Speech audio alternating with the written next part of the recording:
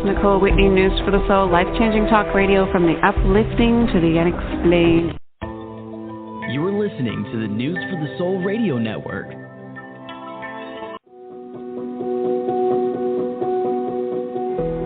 News for the Soul is now in its 25th year of broadcasting. Tune in live or visit the archives at newsforthesoul.com. That's newsforthesoul.com. Next on News for the Soul, Light Body Healing with Dr. Lara.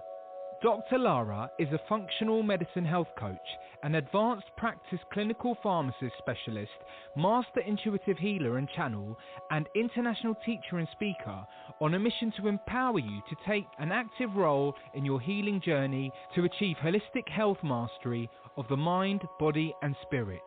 Dr. Lara combines energy medicine with functional medicine to facilitate healing at the root level. Call in now to speak with Dr. Lara today.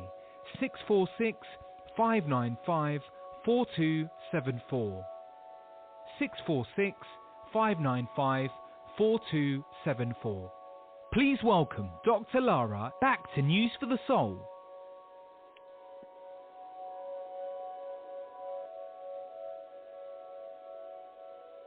Hello everyone. Welcome. Today our guest is Josette, and I do not want to butcher her last name, so I will let her. How do you say your last name? I always say it's not my fault, it's my husband's fault. He made it sound so romantic when I met him. It's actually pronounced Tkacik. The T is silent. Okay, Tkacik. All right, cool. Well, welcome. And I just want to jump right in because it sounds like you have been on an amazing healing journey, and what I really like to do is bring people in our audience inspiring stories so that they know that healing from chronic disease is possible, and you can do it without Western medicine also. So let's just jump right in and tell us about yourself and your journey. Thank you, Doctor. I'm so grateful and privileged to have the opportunity to speak about my journey and hopefully be a little bit of a lighthouse. Yeah, I was diagnosed with advanced rheumatoid arthritis back in 2011. I got hit quite suddenly with the disease. I woke up in the middle of the night with knees that were about the size of large grapefruits and just got hit with excruciating pain right off the bat.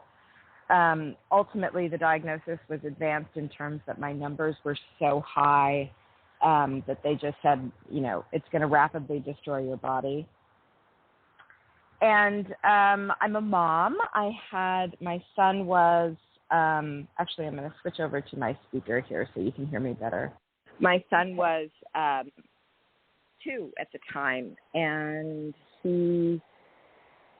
he didn't understand what was going on. I wasn't able to pick him up or take care of him in the way I should. My husband ended up becoming Mr. Mom, and it was just a really horrible, excruciating disease. RA is not something to take lightly. It's very painful.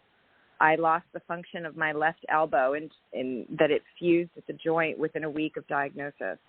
But ultimately what I did do is I, in the dark night, what I call the dark night of the soul, which I think all of us eventually end up in at some point, I made a decision to, for the sake of my son, because he was still nursing, and obviously if I was going to take any of the prescriptions that they had prescribed this incredibly long list of drugs, which included a chemotherapy drug called methotrexate, and then there were drugs, what they call biologics, to completely shut down your immune system.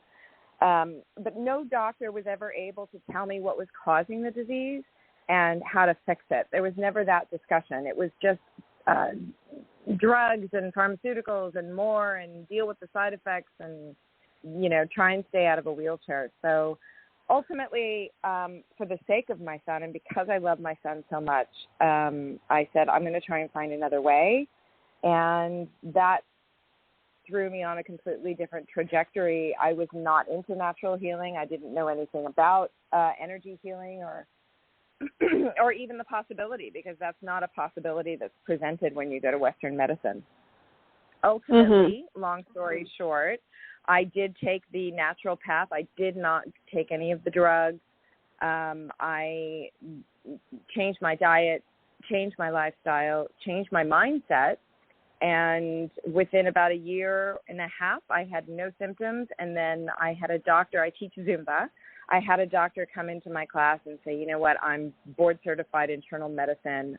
I have a lot of friends that are rheumatologists. They are all telling me that what you're doing is impossible, so I need to take your blood. I said, okay, fine, take my blood. I don't need to know one way or the other whether I still have the disease, because I'm functioning fine and I feel great. And ultimately, she sent the blood work down to UCLA, and they sat me down and said, we're declaring you a medical miracle because you have absolutely no evidence of this disease in your blood, and we don't know how you did it. Wow. So when I tried to tell them how I did it, though, they didn't want to hear it. So right. it only went so far. Yeah. It's I can totally see it now. Probably there was smoke coming out of their ears, and they were looking really confused and sort of doing that little puppy dog, like cocking their head side to side. Yeah. So they just wanted to say, no, it's from God. It's a medical miracle. And I'm like, nah. You know, I'm a believer in miracles, but I also think that, you know, spirit and source brings us the tools that we need and can utilize to help us heal. So I just want just a little bit more. I want the audience to know about your background as a dancer. So, like, you weren't one of these people that had, like, lived a super inflammatory lifestyle, so to speak, before this happened. Like, you were, I would assume, as a dancer, you're an athlete. Dancing is your sport. Would you say that's accurate? Yeah, absolutely. I mean, there was definitely, I was dancing, I was active. There was a lot of, but I wasn't super healthy, because dancing in the mindset, at least for me, it was a bit toxic, because dancers are, you know, really radical in terms of keeping a very thin body. And, you know, I used to, before I got sick, I was smoking a pack a day. I quit I quit when I got pregnant, but, you know, but that was just part of the dancer lifestyle for me. So, yes, I was dancing and I wasn't, you know, overweight and lived the inflammatory lifestyle, but my mindset was always trying to keep up with the Joneses, and it wasn't coming from a grounded, mindful point of view. It is now. Now everything's different because I see the world differently. Mm-hmm. But I was, before I got sick, I was a dancer. I was a pro dancer. I was at Joffrey in New York and studied ballet my entire life. I also was at Alvin Ailey. I was doing a couple off-Broadway shows. I had just gotten into musical theater for a while there. So, yeah, I was definitely an active person. Cool. Yeah. I don't know. Rheumatoid arthritis is just such an interesting phenomenon. And so did you ever find out if there were any genetic predispositions that maybe that you had triggered through being such an intense athlete and living the dancer's lifestyle for so long? No, they never, you know, I asked a lot of questions on this journey. I really asked a lot of questions. I saw 7 different specialists to try and help me navigate better the disease. But the answers were always the same. You'll never know what causes it. We don't know. Just do what you can to stay out of a wheelchair. Just take the drugs. And it was excruciatingly painful, the disease itself, because your body you know, is really just destroying itself. So there's a constant, just a horrific pain that goes along with the disease. But yeah, no, nobody ever said that there was any predisposition or anything. I do believe, looking back, that my lifestyle, the way I was living, the foods I was eating, the mindset I was having has huge contribution to me getting sick. Yeah, so let's start with food, because I want to talk about both the food and the mindset. So what food changes did you make, or what have you found has been the most successful food formulary for you? So when I did my research, I found that there were two different avenues to go on, and I actually took both, just out of an abundance of caution. The first one was Alkaline Diet. So you can get those little litmus tests where it tests your acidosis or acid level in your body, and I had done that, and I was off the charts acidic. So I said, okay, number one, I won't eat anything acidic. I'm going to alkalize my body. So I went on that journey where I literally just ate greens. I did lemon juice, apple cider vinegar, all of that amazing stuff to help alkalize my body. And I did that religiously for at least a year. I ate nothing but greens and alkaline foods, and I started drinking alkaline water. And then at the same time that I did that, I also did a leaky gut healing. So there is a theory that the autoimmune diseases like rheumatoid arthritis can be triggered and, even caused by perforation in your gut lining. Nobody had said this to me. I couldn't believe that there was all this information on the internet about it. And it made sense to me that maybe that's what happened, that not only being acidic, I had possibly perforations in my gut. So I went on that avenue also. There were some amino acids that I took, and also the alkaline diet helped. But there was some magic sauce that I found, which was super potent Manuka honey every morning on an empty stomach. Really helped heal my gut. So I did those two things. And like I said, probably within a year, I was completely symptom-free. That's amazing. So tell me more, how much Manuka honey, like just a spoonful or? Yeah, I did a teaspoonful every morning. Okay. The super potent stuff it's kind of pricey. I think it was like $70 a jar on Amazon. But it works. I mean, it was, I had heard from a friend that it was just, they were using it for people who were coming out of surgery, that there was just healing everything. And I used they call it MGO, and I used an 830 or more. So super high-end, high-potency Manuka. Okay, that's cool. Yeah, and I think that's really good little tidbit for everyone out there, too, is that Manuka honey is not your normal, just everyday, what you buy off the grocery store shelf. It is known to be extremely healing and have lots of antioxidants and healing properties. So I would encourage anyone out there that's suffering not only from RA, but really any sort of autoimmune to, do your due diligence, do your research. As I always like to say, tune in with source and see if this is the right thing for you, but it can be really helpful. Right. Yeah. So what about supplements? I mean, besides, because I would consider the Manuka honey a supplement. I mean, it's a food, but the way it's being used. So what else besides that? Did you do anything? Well, boy, specific? did I try everything and anything. Ultimately, I had some favorites, and I still do. Vitamin D, for sure, D3, with a K2 to help absorb. Calcium, because what was interesting in my blood work was that when I got diagnosed is that I was D3 and calcium deficient. So I supplemented with the D3 and the calcium with amino acids. And I'm afraid that at this point, I can't tell you the exact amino acid. I can go back and look, but there were definitely, I think it was L-lysine, that helped with the leaky gut. And then I use cell food. I love cell food. I love that supplement. It was really kind of my go-to. You just put a few drops in your water and you go about your day. And then the trace minerals helped alkalizing the body as well.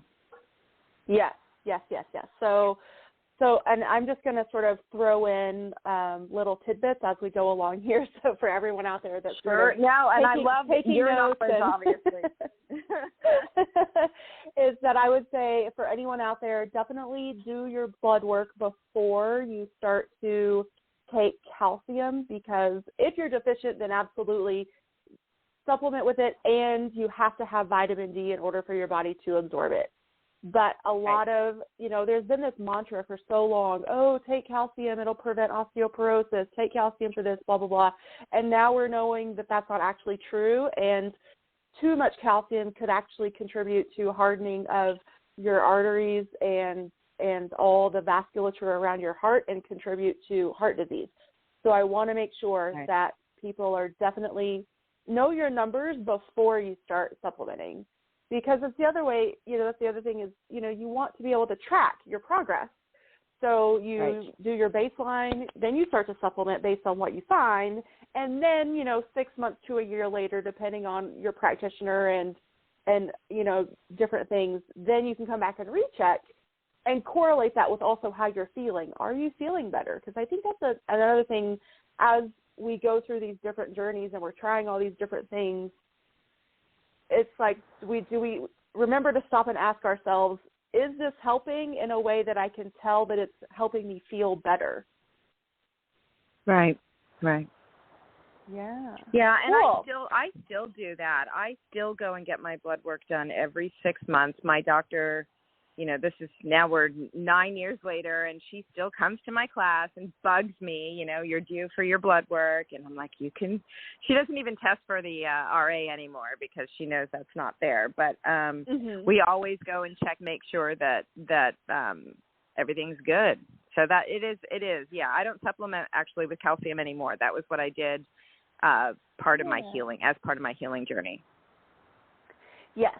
Yeah, so I just wanted to say that too, because it's one of those things that medicine does change, and some practitioners and some doctors don't change with the evidence as the evidence and the research updates. So it's important, I think, for all of us out there to make sure that we have practitioners, whether they're physicians or, naturopaths or whoever you're going to, make sure that, asking them questions and making sure that what they're practicing is the most up-to-date and the best evidence-based, as we like to call it. as evidence-based as we can get in the natural world, right? In the functional medicine, naturopathic world. But there is actually a lot more information out there than people realize. Yeah, doctor, I have to say that was, my lovely doctor is one of my greatest friends. She's still board certified internal medicine. She has her own practice, but I only go to her for blood work. I have a naturopath if I have any other issues.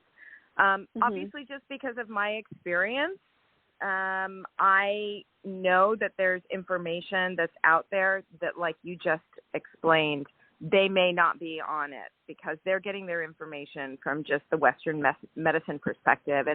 And for me and my family, I just want the whole gamut. I want to know everything about anything so that I'm fully prepared to then manage where I'm going with my health, because it's the most important thing I have. It's our greatest asset. Absolutely. And, thank God you advocated for yourself, and you were in tune with what you were being told and what was right for you. And, you made those choices, and you were your best advocate. And that's the other thing that I really always encourage people to do is if what you're hearing from your practitioner doesn't feel right to you, keep searching, keep looking for that practitioner that when they tell you something, it resonates. You're like, and you can feel that, yes, this is true for me, versus the, ooh, no, that doesn't really resonate. I don't like that. And then also that whole culture of Western medicine of like the browbeating the patient into just submitting and doing what they're told. I hate that. So I'm so glad that you kept fighting for yourself. I mean, that was probably actually, I have to thank that very egotistical specialist that I went to the last time, because I said, I think I'm going to look at alternatives, and I've been listening to some different ideas, and he was just not having any of it. And he looked at me and he said, you know what, lady, you're going to be back in 5 or 6 days. Don't waste my time. this is too painful. There is no alternative. You know, do whatever you want to do, but I'll see you in a week, and then you'll get on the drugs that I'm telling you to get on. But just don't waste my time with all this mumbo jumbo natural talk. And I walked out of there just going, first of all, I'm never going back to that man, because he literally was so sure that he was absolutely right and there was no other way. But it was just the feeling like you just explained. There was something that said, no way, this is not the person who's going to navigate my health, because he didn't seem to care that I was so sure inside of me that there was some other way. I didn't know it, but there must be some other way. And now looking back, you're right. I'm really glad that I listened to that instinct. And I encourage all of your listeners to not only recognize that there is another way, but that there's an inner voice inside that will guide them. Yeah, absolutely. So I have another question. What about cannabis or CBD? Did you try that or go down that path at all for help? I did try the CBD. I found it to be very subtle. I actually did CBD for a while, but I didn't find that it helped me that much. I actually live in Carpinteria, California, where there is a CBD farm. There's several CBD farms, and we have super high quality organic CBD here that I was working with some of the owners that I knew, but it didn't do much for me. I know so many people swear by it. It did not work well for me at all. Okay. That's good to know. Yeah. So, and the whole cannabis and CBD thing is really interesting too. And I encourage people that if you're trying it, again, make sure you have a good resource to guide you along that path, because sometimes, you know, what we can find on the internet or over the counter, those just aren't potent enough. And so you're lucky that you live in an area where there's actual farms around you, and you can go and you can probably find not only high quality, but a stronger potency than a lot of people can that don't have that resource around them, I would guess. But a lot of times, you know, with any supplement or drug or anything like that, the dose makes the cure or the poison, as they say.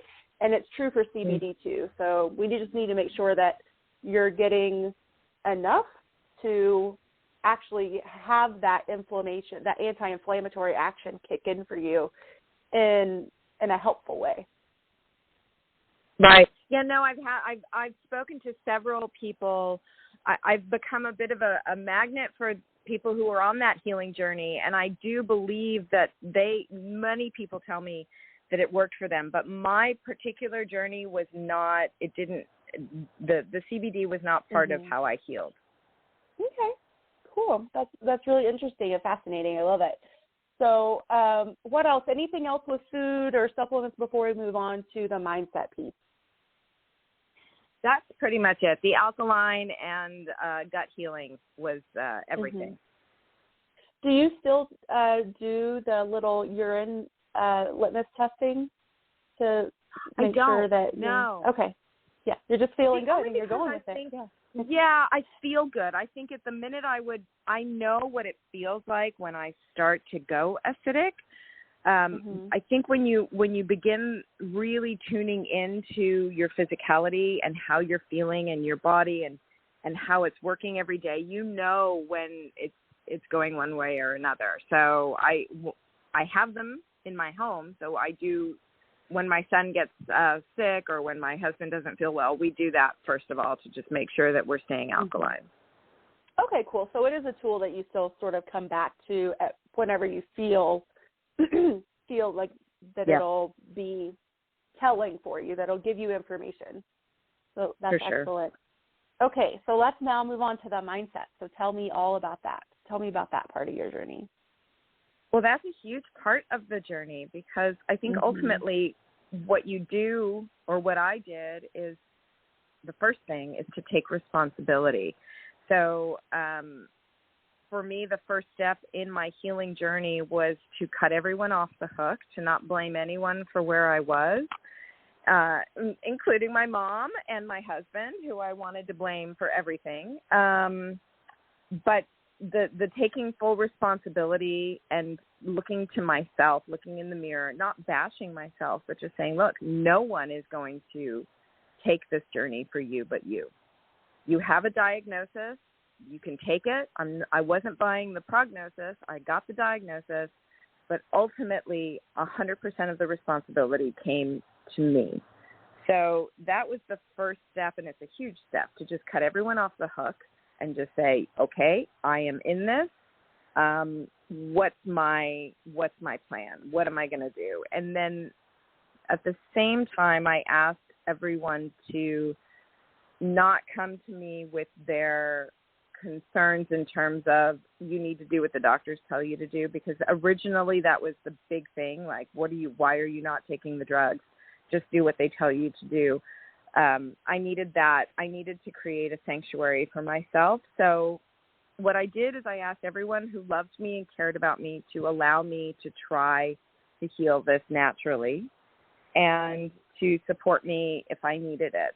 So I kind of was the boss about that. I took responsibility for where I was, and I told everyone around me, I am creating a sanctuary. I told my husband that if he wanted to fight, I would automatically make him right, because my energy had to be focused on healing my body. And again, everything was for my son. Thank God that my beautiful son was there, because he inspired me to dig deeper and to drink from a deeper well and to just say, let's find out what we're really made of here. And I'm doing it because I want to show up as the best mom for him. Yeah, that's beautiful. And I think that's so true. That's really something I think that's important for all of us, regardless if we're feeling good and healthy or if we're struggling or moving through some sort of healing journey, is that be super aware of where you're allowing your energy to leak, or what you're giving your energy to, or who you're allowing to take energy from you. So I love what you said, like, you know, if your husband wanted to fight, or, you know, you're just like not giving your energy to that. And I think that's so true, that a lot of us move through life not really being fully aware of all of the ways that our energy just leaked from us. And eventually that can also lead to dis-ease or some sort of inflammatory condition. And so it can be such a powerful energy healing process to go through and with deliberate intention call your energy back. So I would encourage everyone out there, if something is like, oh, that's really interesting, maybe look deeper into that. Right. Yeah. I mean, being intentional with where you focus your energy on, which is exactly what you just said, is part of the mindset change. It's not something that happened overnight for me. I had to change the pattern of behaviors because they weren't working for me. So again, it was pulling, like you just said, pull your energy back into yourself, into your heart. It starts on the inside. All of this, with the exception of the food, but even that, there's an inner process that goes on that says, you have to change who you've been so you can become who you need to be. And there are a lot of patterns that I grew up with that weren't serving me. And so there was a lot of negativity that wasn't serving me. I literally just, in the pain and in the doubt and in the fear, I created a sanctuary for me and my son that was going to be filled with joy and healing and love. And when you are intentional about where you're placing your heart and placing your energy, you can, very easily turn off the news and go, I am not going to put my attention there, because where you put your attention will grow. I put my attention in love and joy and happiness, and that did grow. Yeah. Yay. Yes. And I think also, it's I don't know anyone that it's been an overnight. It's a process for all of us. It's a practice, and it's you teach Zumba, so it's like muscle development, muscle memory. It's that awareness. It's like building that awareness muscle to also be able to realize, like, oh, like whether it's a job or a family member or you know, maybe a friend or a coworker. There's so many different ways that we can be leaking our energy and not aware of it. And so when we start to become intentional, then we can actually, it comes in the form of like healthy boundaries and saying, you know, like, no, no is a healthy and complete sentence. So Don't be afraid to, and you can say no with love too. So if you find that people are always coming to you and asking things of you, and you're one of those people that's like a giver and a constant like yes person, even at the detriment of your own health, then that's also a clue. And so be gentle with yourself, be forgiving and loving and compassionate, and just know that now you're aware and now you can make the choice to make changes. And that's powerful. That's self-empowerment. That's when you start to really have growth and start to see things change in your life in a multitude of ways. That's exactly it. Boy, you hit the nail on the head for me, because that's what I realized was once I recognized that I was the captain of my ship, that I was the main protagonist in the movie, that I was making the choices of who was in my life, who wasn't in my life, and I could do everything with love and with compassion. I didn't need to be the doormat for anybody. The first and foremost that I needed to do was to take care of my own health and my own physicality, and I could block out negative energy with love for myself and love for my family and love for what was essential in my life. And boy, how beautiful it is to just cut off all the things that don't serve you, because you get lighter and lighter and happier. And like you just said, you also realize the power that we have to create our own reality in doing that, when you're intentional moment by moment by moment of where you're placing your heart and your energy. Absolutely. So let's see. It seems like we're on the advice train right now. Any other advice that you would give to someone that maybe is going through a similar struggle or a similar challenge with whether it's rheumatoid arthritis or any other inflammatory process, and maybe they're in that spot where they're sort of stuck between the feeling like they should, we get into these should statements, like should follow Western medicine and should follow that path versus, maybe doing more something that's in alignment with what will truly help and benefit them and help them heal. Right. Well, I can only say that what is possible is those of us that have healed, we can come from the other side and say it is possible to heal. It is possible to heal naturally. And while no one is going to have the same journey, there are tools that you can use, and it is one foot in front of the other. Like we just said, nothing happens overnight. So you have to be prepared for the journey of healing. It is an extraordinary journey, but it's not a walk in the park. There are times that you don't want to get out of bed because you hurt and you're in pain and you're scared and you don't know if it's really going to work for you, but you have to find the strength inside. And I can only say finding that guru inside of us is the greatest it's the greatest asset to your life you're ever going to have, because once you connect to that inner guru and that energy that is in all of us, you then walk a path where you take your cues from that space all the time. And you're not only healing, but you're shining bright for other people who are also looking to heal. So we're all connected and we're all kind of holding each other, in that space. But I would definitely say the first step would be to believe that it's possible. And the second step is to find somebody to hold your hand while you're doing it. Or if it's just, connect with you or connect with me or people who have gone through it to, I get a lot of people that send me messages and say, wait, this is happening. Has this ever happened to you? And I can say, no, it hasn't. Let me direct you to somebody who might be able to help you. I think that there's a big network of those of us in this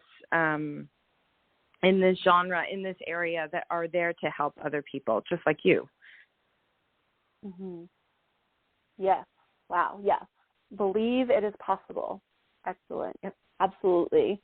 I did actually want to ask you another question about exercise and movement. And did you find that to be like a delicate balance through this, or was movement always a part of your life no matter where you were with the inflammation?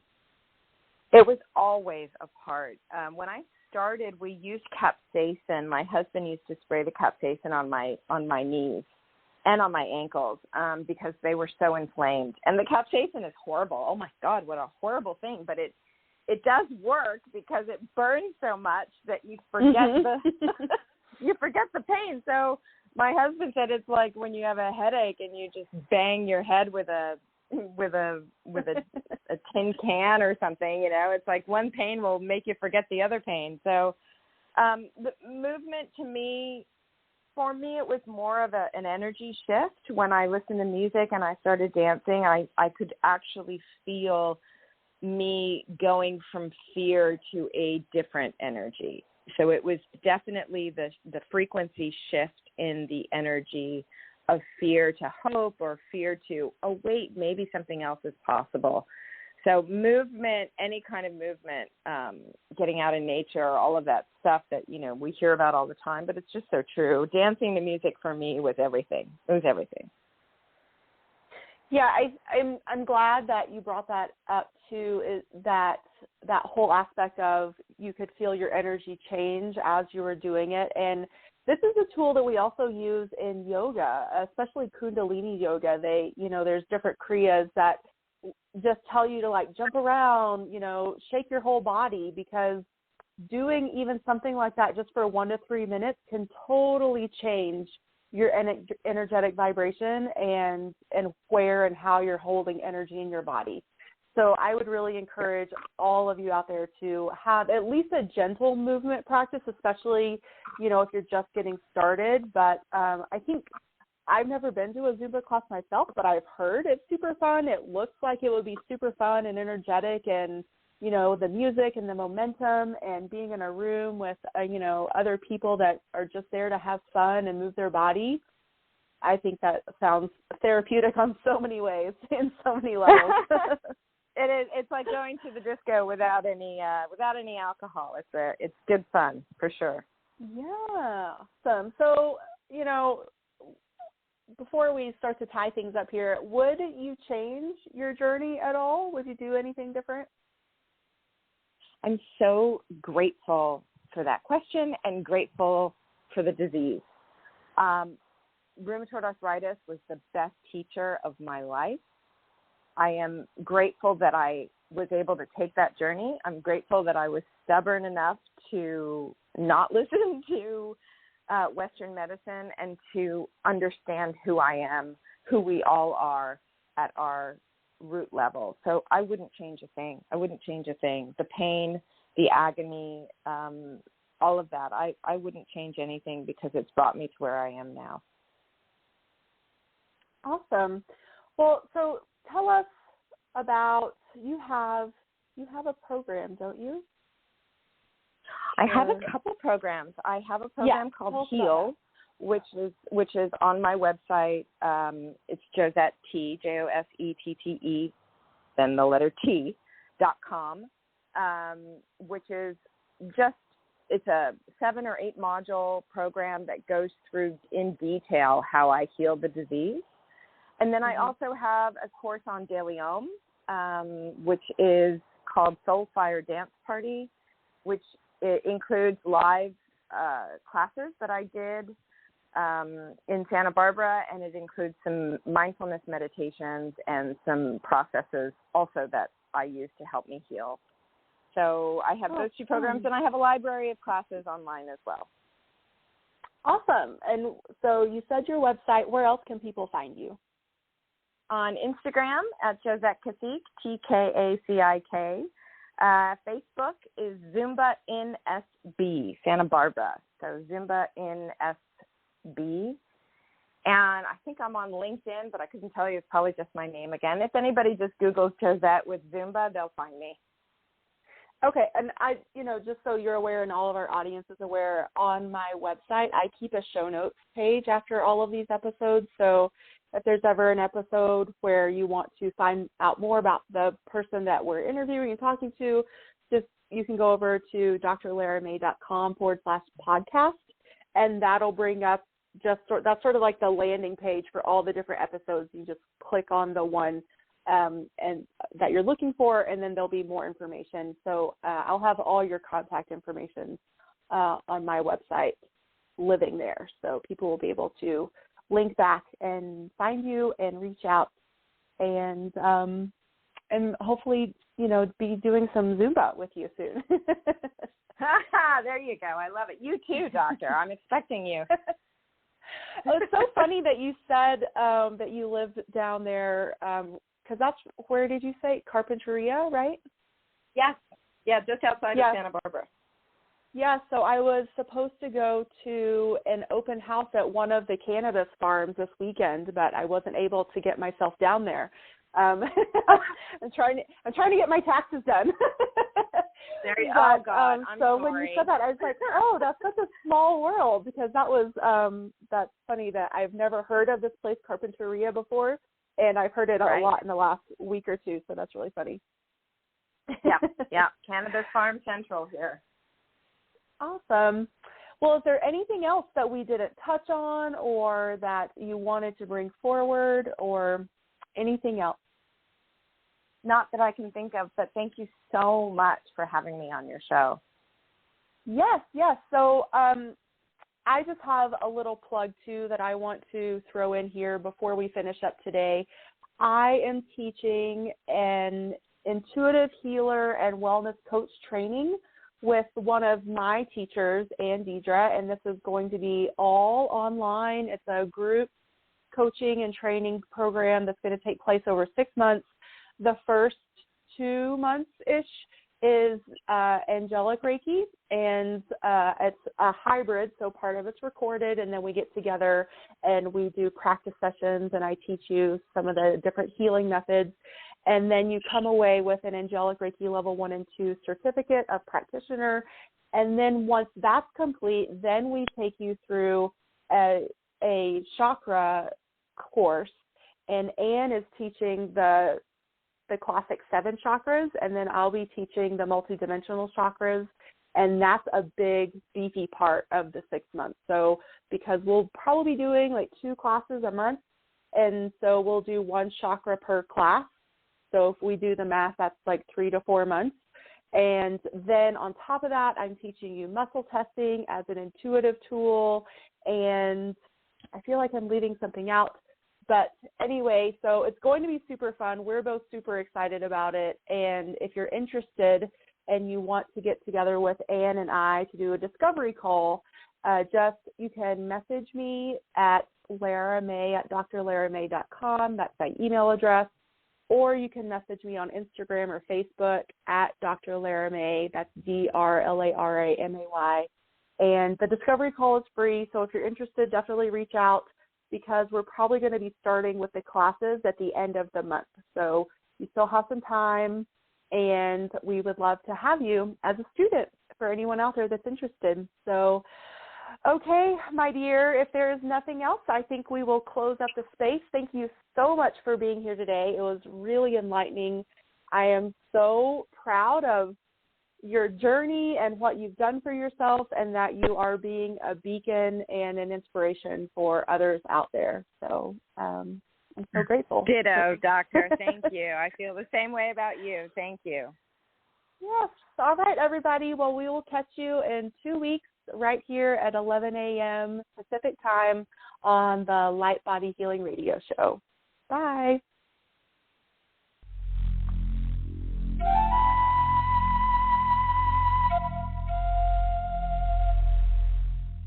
Hear all of our previously aired broadcasts of News for the Soul online at newsforthesoul.com. Now let's get back to the show.